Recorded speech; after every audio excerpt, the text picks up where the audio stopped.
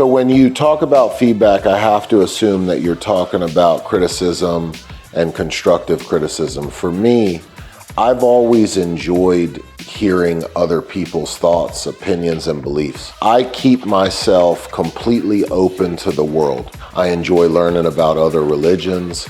I enjoy learning about other people's philosophies, daily habits, routines, what they do for a living.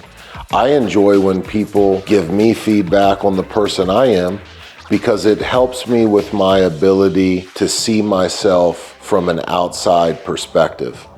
A lot of people really struggle with perspective, seeing the world from other people's eyes. I pride myself on being pretty good at seeing myself through other people's eyes. And we're all able to see the world through our own eyes and understand how our trials and tribulations affect the different situations that we're in. But what about the other people's trials and tribulations that are affecting the way that they see the world? And so for me, I just really enjoy feedback. I enjoy criticism. I enjoy constructive criticism, something that I've always loved.